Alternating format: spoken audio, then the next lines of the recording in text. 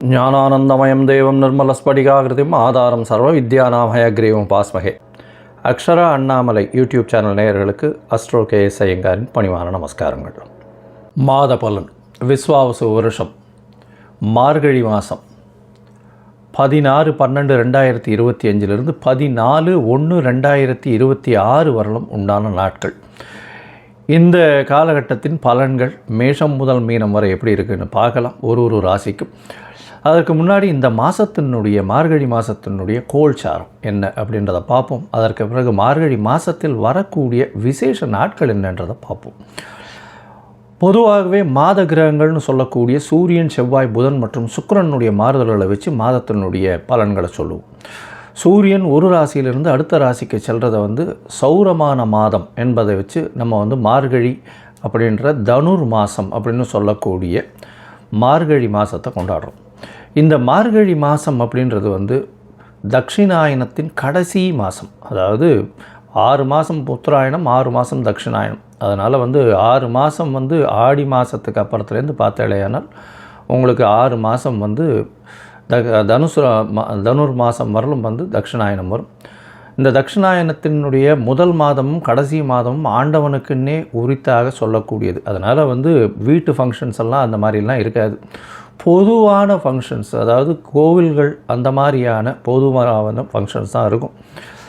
இந்த கோவில்கள், அதாவது இந்த மார்கழின்னு சொன்னாலே கோவில்களில் திருப்பாவை, திருவம்பாவை, ஆண்டாளுக்கும் சரி, நாயன்மார்களுக்கும் சரி, மிகப்பெரிய சிவன் கோவிலுக்கும் சரி, வைணவ திருத்தலங்களுக்கும் பெரிய ஏற்றத்துடன் இருக்கக்கூடிய விஷயங்களாக சொல்கிறது. மார்கழி மாதம் கார்த்தால ஒரு 3-3:30 மணிக்கு பஜனை, அதாவது திருப்பாவையும் திருவம்பாவையும் சொல்லிட்டு போகிறது, இதெல்லாம் ரொம்ப பெரிய விஷயமாக பார்க்கப்படுறது.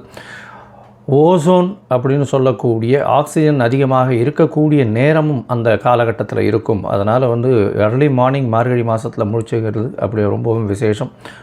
உடல் நலத்துக்கும் மிகப்பெரிய ஏற்றத்தை கொடுக்கும். அப்படின்றதுனால மார்கழி ரொம்பவுமே விசேஷம். கடைசி மாதம் தட்சிணாயனத்தில் இது அதாவது தேவர்களுக்கு, தெய்வங்களுக்கே உண்டான மாதம். இந்த மாதத்தினுடைய கோல்சாரம் என்ன அப்படின்றத பார்ப்போம். முதல்ல பார்த்தாலேனால் காலபுருஷ தத்துவத்தின் 4ஆம் ராசியில் இருக்கக்கூடிய குரு பகவான் வக்ரகதியில் இருக்கார். வக்ரகதியில் இருக்கக்கூடிய குரு பகவான் மாதம் பிறந்து ஒரு 5 நாளில் புனர்பூசம் 4ஆம் பாதத்திலிருந்து புனர்பூசம் 3ஆம் பாதம் போய்டுறார். அதாவது 21/12 அன்னைக்கு புனர்பூசம் 3ஆம் பாதம் மிதுன ராசிக்கு போய்டுறார். இந்த காலகட்டத்தில் மாதம் பிறக்கும்பொழுது கேது இந்த மாதத்தில் 5ஆம் ராசியான சிம்மத்தில் இருக்கார். இந்த மாதத்தில் 8ஆம் ராசின்னு சொல்லக்கூடிய விருச்சிகத்தில் புதனும் சுக்கிரனும், தனுசுல சூரியனும் செவ்வாயும், கும்பத்தில் சனியும் ராகுவும் இருக்கா. இந்த மாதத்தில் வரக்கூடிய மாற்றங்கள்னு பார்த்தோம்னா 21ஆம் தேதி குரு வக்ர நிலையில் இருக்கக்கூடிய குரு புனர்பூசம் 4ஆம் பாதத்திலிருந்து புனர்பூசம் 3ஆம் பாதம் மிதுன ராசிக்கு போய்டுறார். 22ஆம் தேதி புதன் இந்த மாதத்தில் 22/12/2025 அன்னைக்கு விருச்சிகத்திலிருந்து தனுசுக்கு போகிறார். அதற்கப்புறம் 27ஆம் தேதி சுக்கிரன் இந்த மாதத்தில் 22ஆம் தேதி சுக்கிரன் விருச்சிகத்திலிருந்து தனுசுக்கு போகிறார். 27/12/2025 அப்போது புதன் விருச்சிகத்திலிருந்து தனுசுக்கு போகிறார். அதுக்கப்புறம் மாத கடைசியில் பார்த்தாலேயானால் 11/1/2025 அன்னைக்கு புதன் தனுசுவிலிருந்து மகரத்திற்கும், அதற்கு பிறகு செவ்வாய் தனுசுவிலிருந்து மகரத்திற்கு 14/1/2026 போகிறார். ஸோ இந்த மாதம் பார்த்தாலேயானால் 21ஆம் தேதி 21/12 குரு வக்கர நிலையில் மாறுறார். அதற்கு பிறகு சுக்கிரன் 22ஆம் தேதி தனுசுக்கு போகிறார். 27ஆம் தேதி, அதாவது 25/12/2025 அன்னைக்கு புதன் தனுசுக்கு போகிறார். 11/1/2026 அன்னைக்கு தனுசில் இருக்கக்கூடிய புதன் மகரத்திற்கு போகிறார்.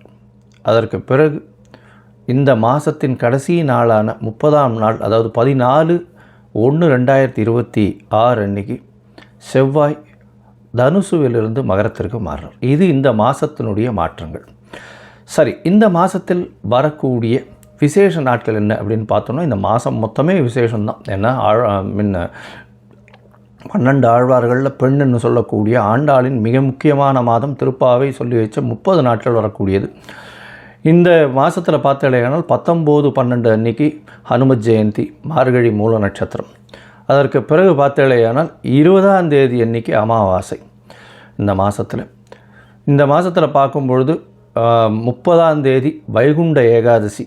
இந்த வருஷத்தினுடைய அதாவது மார்கழி மாதத்தில் வரக்கூடிய ஏகாதசி, வளர்பிறை ஏகாதசி, வைகுண்ட ஏகாதசி வருது. அதற்கு பிறகு பார்த்தலையானால் 2/1/2026 அன்னைக்கு மார்கழி மிருகசீரிஷம், மிருத்யுஞ்சய, அதாவது மார்க்கண்டேயன் பிறந்த நாள். அதாவது மிருத்யுஞ்சய ஹோமம் பண்ணுவான். உடல் நலம் குன்றியவர்களுக்கு உடல் நலத்தில் ஏற்றம் கொடுக்கக்கூடிய ஹோமங்கள் பண்ணக்கூடிய நாளாக கருதப்படுகிறது. அதாவது தீர்காயுஸ் இருக்கிறதுக்கு, உடல் நலிந்து போன ஒரு சீனியர் சிட்டிசன் சவாலுக்கெல்லாம் அந்த அன்னைக்கு வந்து போய் மார்க்கண்டேயன் இது போய் பிரச்சனை பண்ணிட்டு வர்றதோ, இல்லைன்னா ஆற்றுல வந்து இது மார்கழி மிருகசீரிஷத்து அன்னைக்கு இது அதாவது உடல் நலம் நல்லபடியாக ஏற்றமாக இருக்கணும்னு வந்து பூஜை பண்ணுறது நல்ல விசேஷம். அதற்கு பிறகு 3/1/2026 அன்றைக்கி ஆருத்ரா, திருவாதிரை நட்சத்திரம், பௌர்ணமி வேறு. ஏன்னா திருவாதிரைன்னும் போது பௌர்ணமி, தனுர் மாதம் வரக்கூடிய பௌர்ணமி ஆருத்ரா சிவன் கோவிலில் மிகப்பெரிய விசேஷம் கொண்டாடக்கூடியது. அது விரதம் இருந்து அந்த ஆருத்ரா தரிசனம் முடிச்சுட்டு தான் வந்து எல்லாருமே வந்து சாப்பாடு சாப்பிடுவாங்க. ஆருத்ரா களி ரொம்பவுமே விசேஷம். இந்த மாதம் பார்த்தலையானால் அதாவது 11/1/2026 அன்றைக்கி கூடாரை வெல்லும் சீர் கோவிந்தா உந்தன்னை அப்படின்னு 27வது பாசுரம் வரக்கூடியது. அதாவது கூடாரை வல்லின்னு சொல்லக்கூடிய 27வது பாசுரம். அது மிகவும் வசதியான பாசுரமாக சொல்லப்படுகிறது. அதற்கு பிறகு 14/1/2026 அன்றைக்கி போகி பண்டிகை. போகி பண்டிகை பழையன கழிதலும் புதியன புகுதலும்னு சொல்லக்கூடியது. தேவையற்ற விஷயங்கள் எதையும் வச்சுக்காமல் வெளியில் போட்டுட்டு, அதாவது மனசுக்குள்ளே இருக்கிறதும் சரி வெளியில் இருக்கிறதும் சரி அகமும் புறமும் தூய்மை அடையக்கூடிய ஒரு விஷயம். ஏன்னா அதுக்கு அடுத்த நாள் வந்து மகரத்துக்கு போகிறார் சூரியன். உத்தராயணம் பிறக்கிறது மிகப்பெரிய ஏற்றமான காலம். எல்லா விதமான நன்மைகளும் நடக்கக்கூடிய காலம். இப்போ நடந்ததை விட அதிகப்படியாக நடக்கக்கூடிய விசேஷங்கள் உண்டு. சரி, இப்போ மேஷம் முதல் மீனம் வரை ஒரு ராசியாக என்னென்ன மாற்றங்கள் என்னென்ன ஏற்றங்கள் இருக்குதுன்னு பார்ப்போம். அதுக்கு முன்னாடி என்னுடைய மொபைல் நம்பர் கீழே ஸ்க்ராலிங்கில் போயின்னு இருக்கோம். உங்களுக்கு அஸ்ட்ராலாஜிக்கல் கன்சல்ட் தேவைப்பட்டதுன்னா எனக்கு ஃபோன் பண்ணுங்க. உங்களுடைய date, time, place of birth கொடுங்க. உங்களுடைய ஜாதகத்தை போடுறேன். உங்களுக்கு உங்களுடைய நீங்கள் போட்ட உடனே உங்களுடைய கட்டணம் என்னென்னு சொல்கிறேன். அந்த கட்டணத்தை செலுத்திட்டு யூடிஆர் நம்பர் ஷேர் பண்ணுங்க. உங்களுடைய ஜாதகத்தை போடுறேன். சந்தி இருக்கான்னு பார்க்கணும். பார்த்துட்டு உங்களுடைய ஜாதகத்தை போட்டு அதுக்கப்புறம் உங்களுக்கு அப்பாயின்மெண்ட் தரேன். உங்களுடைய தசாபுக்தி அந்தரம் சூக்ஷ்மம் இன்றைக்கு இருக்கக்கூடிய கோச்சார நிலைமைகளை வைத்து உங்களுடைய நிலைகளை பார்த்து உங்களுக்கு என்ன பரிகாரம், எந்த அளவு எளிய பரிகாரம் செய்யலாம் அப்படின்றதையும் பார்க்கலாம். சரி, இப்போ மேஷம் முதல் மீனம் வரை உண்டான மார்கழி மாதம் விஸ்வாவசு வருஷம் எப்படி இருக்குது அப்படின்றத பார்ப்போம்.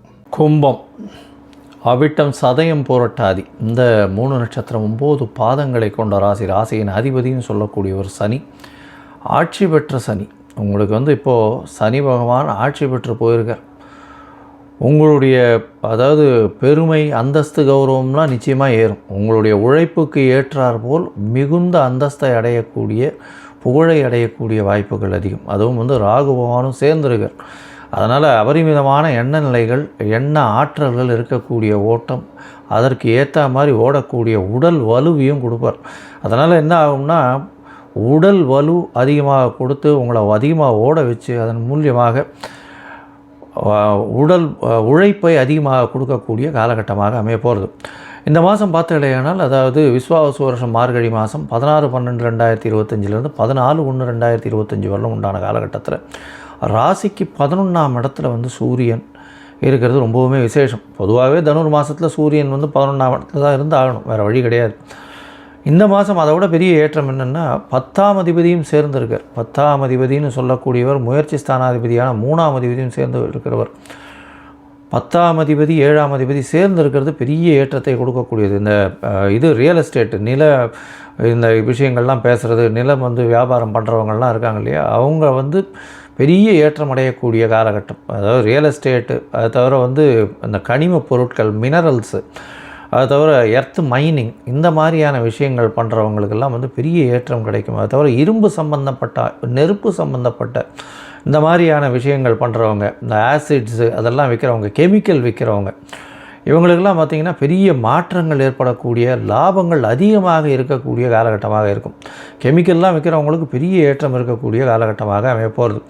ரியல் எஸ்டேட்டில் வந்து புரோக்கர்ஸாக இருக்கிறவங்களுக்கெல்லாம் பெரிய சேஞ்சஸ் இருக்கும். இந்த மாதத்தில் பெரிய மாற்றங்கள் அவர்களுக்கு நிச்சயமாக வரக்கூடிய வாய்ப்புகள் நிச்சயமாக உண்டு. உங்களுடைய ராசிக்கு பார்த்திங்கன்னா பார்ட்னர்ஷிப் பிஸ்னஸில் அபரிமிதமான லாபங்கள் கிடைக்கக்கூடிய வாய்ப்பு. ஏன்னா 7ஆம் அதிபதி 11ஆம் இடத்துல, அதை தவிர வந்து செவ்வாயும் சேர்ந்து இருக்கிறது பெரிய விசேஷம். அதை தவிர பார்த்தேன்னா இந்த மாதம் வந்து உங்களுடைய ராசிக்கு 5ஆம் இடத்துல குரு பகவான் வந்துடுறார் வக்கரகதியில். அதுவும் பரிவர்த்தனை யோகம் வேறு அடைகிறார். 11ஆம் இடமும் 5ஆம் இடமும் பரிவர்த்தனை யோகம், குழந்தைகள் மூலியமாக பெருமை வரக்கூடிய காலகட்டமாக அமையும். 2வது திருமணத்திற்கு பார்த்து கொண்டிருப்பவர்கள் இந்த காலகட்டத்தில் நடக்கக்கூடிய வாய்ப்புகள், நடக்கக்கூடியதுன்னா பேச்சுவார்த்தைகள்லாம் முடிஞ்சு தை மாதத்தில் கல்யாணம் பண்ணுவாள். குழந்தை பிராப்தி இல்லாதவர்களுக்கு குழந்தை பாக்கியம் ஏற்படக்கூடிய வாய்ப்பு. ஏன்னா பரிவர்த்தனை யோகத்தில் 5ஆம் அதிபதியும் 11ஆம் அதிபதியும் பரிவர்த்தனை, பெரிய ஏற்றம். குழந்தை பிராப்தி இல்லாமல் இருக்கிறவர்களுக்கு கண்டிப்பாக குழந்தை பிராப்தி உண்டு. இந்த மாதத்தில் பார்த்தீங்கன்னா 4 கிரகங்கள் உங்களுடைய ராசிக்கு 11ஆம் இடத்துல இருக்குது. சூரியன், செவ்வாய், புதன் மற்றும் சுக்கிரன். பெரிய உங்களுடைய யோகாதிபதினு சொல்லக்கூடியவர் வந்து 9ஆம் அதிபதியான சுக்கிரனே 11ஆம் இடத்துல இருக்கார். நீங்கள் நினைச்சது எல்லாமே இந்த மாதம் கைகூடும். எது நினைக்கிறீங்களோ அது உங்கள் கையில் வந்து நிற்கும். அந்த அளவுக்கு உங்களுக்கு செல்வாக்கை கொடுக்கக்கூடிய காலகட்டம். ஆனால் அதீதமான உடல் உழைப்பை கேட்கும். ஏன்னா ராகு, மிருகர் எதுவுமே போதாதுன்ற மனநிலையில் தான் இருப்பீங்க. அதையும் தாண்டி போகணும்னு ஓடுவீங்க. இந்த மாதம் பார்த்தீங்களேயானால் பொதுவாகவே இந்த கும்பராசிக்காரர்களுக்கு 7.5 சனியில் ஜென்ம சனி இருக்குது. உடல் நலத்தில் சற்று ஏற்றம் இருக்கக்கூடும். ஏன்னா குரு பகவான் உங்களுடைய ராசியை பார்க்கறதுனால.